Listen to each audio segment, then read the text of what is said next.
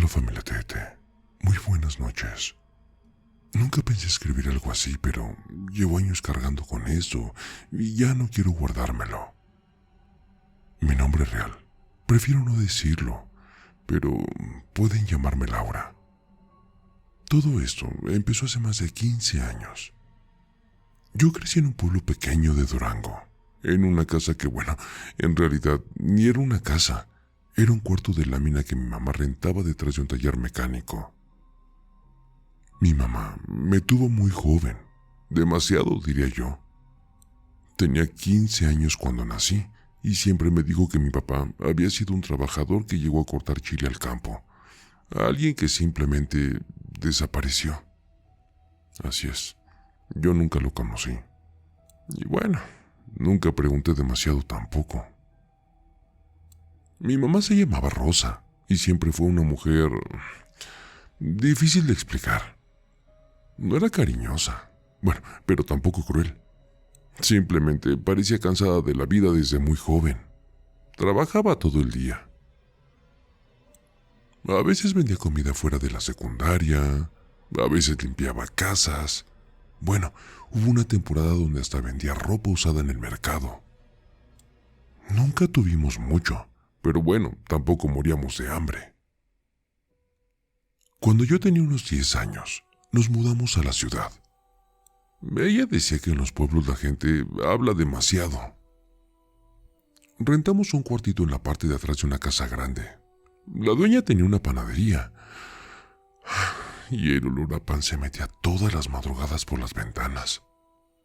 Pero recuerdo que ya empecé a notar algo raro. Mi mamá no envejecía. O sea, mientras las otras mujeres del barrio empezaban a verse cansadas, con arrugas o con dolores, ella parecía cada año más joven. Se cuidaba mucho, comía poco, caminaba todas las mañanas y se arreglaba más de lo normal. Muchos hombres la miraban en la calle.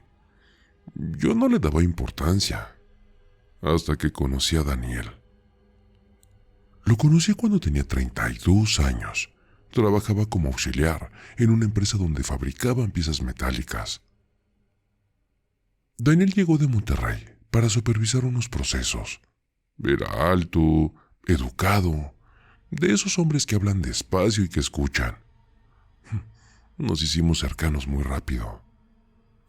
Yo nunca había tenido una relación seria y, para ser honesta, me sentía rara con alguien que me tratara tan bien. Salíamos a caminar, a cenar, a ver películas. Después de unos meses, me pidió matrimonio. Lógico, acepté. Fue la primera vez en mi vida que sentí que algo bueno me estaba pasando. Cuando fui corriendo con mi mamá y le conté, ella dijo algo que todavía recuerdo muy bien. Pues ojalá te dure. Nada más. O sea, ni felicitaciones, ni abrazo, nada. Pero quiso conocerlo. Y fue cuando todo empezó a torcerse. La primera vez que Daniel fue a la casa, mi mamá se arregló como si fuera una fiesta. Vestido ajustado, maquillaje fuerte, perfume. Me incomodó, pero pensé que era imaginación mía. Durante la comida casi no habló conmigo. Todo el tiempo le preguntaba cosas a él. Se reía demasiado, lo miraba raro. Después de ese día, empezó a meterse en la relación. Le mandaba mensajes, le preguntaba cosas sobre la boda, le hablaba cuando yo estaba trabajando. Yo no quería pensar mal, pero algo no se sentía bien. Un mes después, empecé a enfermarme. Primero fue cansancio, luego dolores de cabeza, después una debilidad horrible en el cuerpo. Los médicos decían que era estrés, pero cada día estaba peor. Hasta que una noche me desmayé en el baño. Cuando desperté, estaba en un hospital. pero no podía moverme, ni hablar, ni abrir los ojos. Podía escuchar todo, pero mi cuerpo no respondía. Ya era como estar enterrada viva dentro de mí misma. Escuchaba a los doctores, a las enfermeras, a Daniel y a mi mamá. Al principio, Daniel venía seguido, después cada vez menos, pero mi mamá, ella sí venía mucho, demasiado. Una vez escuché algo que no voy a olvidar. Ella estaba hablando con alguien, creo que con Daniel. Dijo algo así como: No, ya no va a despertar. Mejor así. Hubo silencio y luego agregó: Ahora sí podemos estar juntos. Yo estaba allí, escuchando todo, y no podía mover ni un dedo. No sé cuánto tiempo pasó así. Tal vez meses, tal vez años. En ese estado, el tiempo no existe. Hasta que una noche, alguien se acercó a mi cama. Un hombre mayor. Hablaba bajito. Me dijo algo muy extraño. No te asustes. Sé que me escuchas. Dijo que se llamaba Don Mateo, que mi mamá lo había buscado meses atrás, con una foto mía. Pagó para que me hiciera un trabajo de brujería, un trabajo para enfermarme, para que desapareciera de la vida de mi prometido. Dijo que no sabía que yo era su hija y que cuando se enteró, sintió culpa. Por eso había venido a romper el trabajo. Sentí que puso algo sobre mi pecho, como ramas o hierbas, no sé, y empezó a rezar. Después de eso, todo se volvió silencio. Y lo siguiente que recuerdo es abrir los ojos. La luz me quemaba, los músculos me dolían, pero estaba despierta. Un doctor me explicó algo que todavía me cuesta creer. Habían pasado 11 años. Durante ese tiempo, todos pensaron que yo estaba prácticamente muerta. Daniel dejó de ir al hospital y mi mamá, bueno, había tomado todas las decisiones médicas. Pero lo peor no fue eso. Lo peor fue lo que descubrí después. Daniel y mi mamá se habían ido a vivir juntos desde hace muchos años. Daniel y mi mamá se habían ido a vivir juntos desde hace años. Cuando el doctor me dijo eso, pensé que había entendido mal. Le pedí que me repitiera lo que acababa de decir. Me explicó que después de los primeros meses, nadie esperaba que yo despertara. Mi estado era estable, pero sin reacción alguna. Daniel dejó de ir al hospital con el tiempo.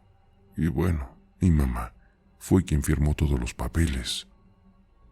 También fue quien avisó a conocidos y familiares que yo había muerto. Incluso existía un registro en redes sociales donde aparecía una publicación vieja diciendo que yo había fallecido por una enfermedad repentina. Para la mayoría de las personas, yo estaba muerta. Tardé casi un mes en poder caminar de nuevo. Mis músculos estaban completamente debilitados. Cada paso se sentía como si mi cuerpo estuviera aprendiendo a vivir otra vez. Durante ese tiempo, don Mateo siguió visitándome.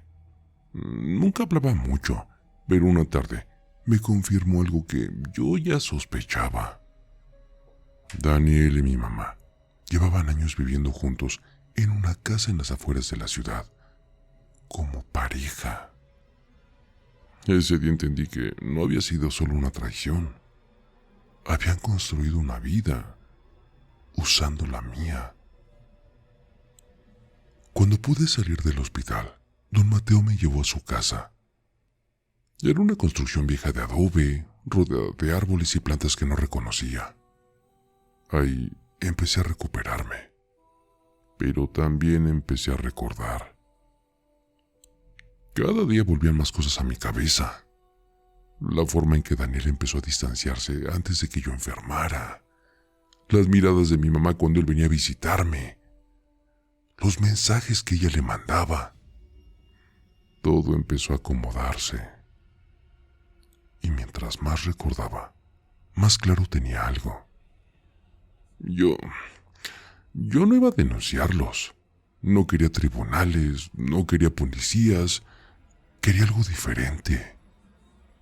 Don Mateo nunca me preguntó de qué es lo que pensaba hacer, pero una noche me dijo algo que me dejó pensando durante días. El daño que se hace con ciertas cosas no se paga con palabras. Después de eso comenzó a enseñarme cosas.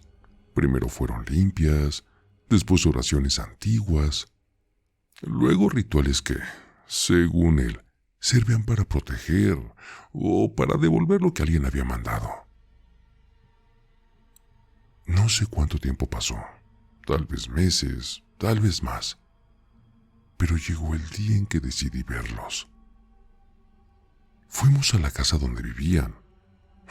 Era una casa grande, la misma casa que Daniel y yo habíamos visto alguna vez en la revista inmobiliaria, cuando soñábamos con vivir juntos. Me acerqué lo suficiente para mirar por una ventana. Allí estaban, sentados en la sala. Mi mamá estaba riendo. Daniel tenía el brazo sobre el respaldo del sillón. Parecían una pareja normal, como si yo nunca hubiera existido. No entré, no dije nada, solo me fui. Esa misma noche hice algo que don Mateo me había enseñado. Pero qué bueno, él siempre me decía que no debía hacerse con odio. Yo lo hice igual. Primero preparé algo para Daniel. Un trabajo sencillo, pero definitivo. Algo que, según don Mateo, hacía que la suerte de una persona se rompiera de golpe. Lo hice durante una luna nueva.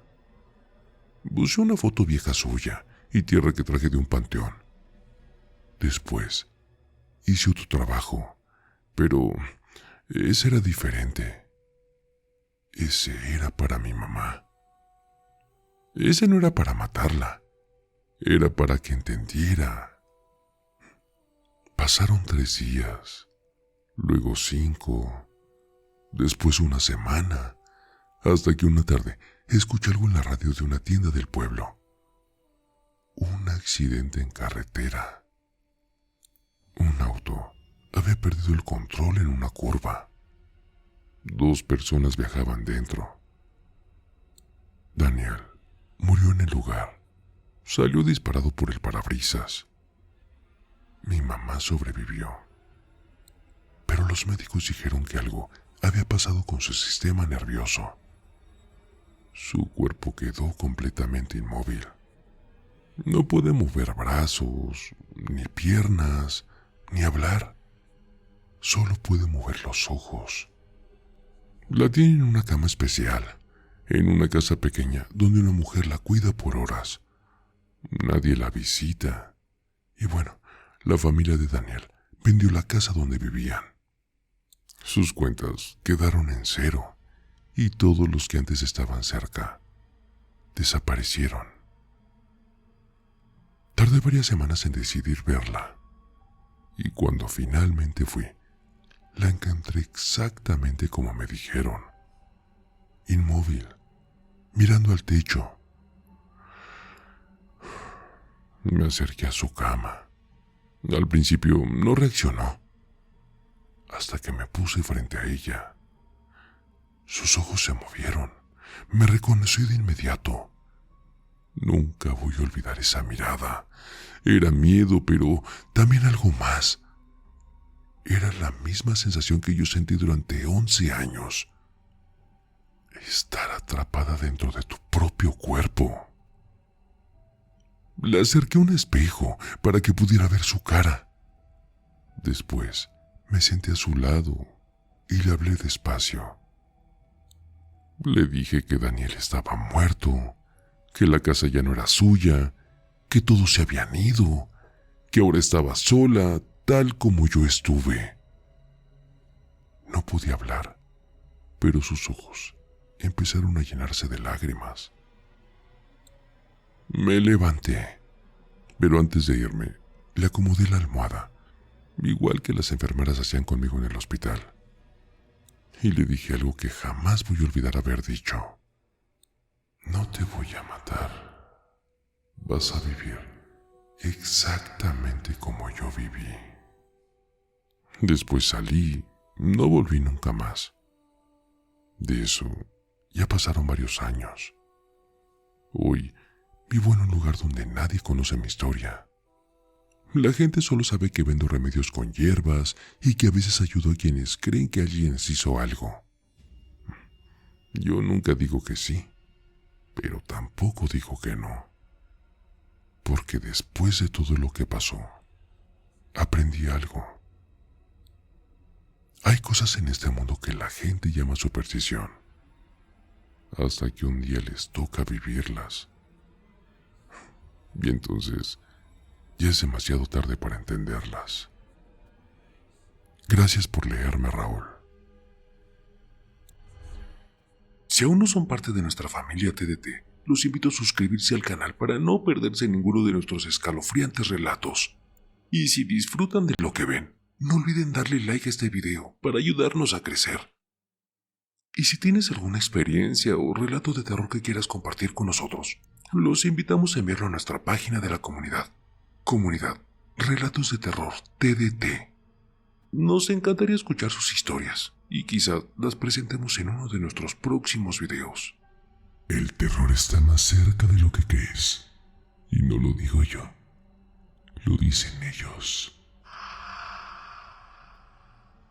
Escúchame, Raúl, esto es para ti, con tu canal de terapia de terror, sí. Así es, relatos siniestros, historias escalofriantes, un podcast que te mantiene al filo emocionante. Pesadilla de terror, cada historia me atrapa. Raúl en YouTube llevándonos a otra escapa. Me enloqueces con tus cuentos del miedo, y suspenso intenso que me pone los pelos de punta.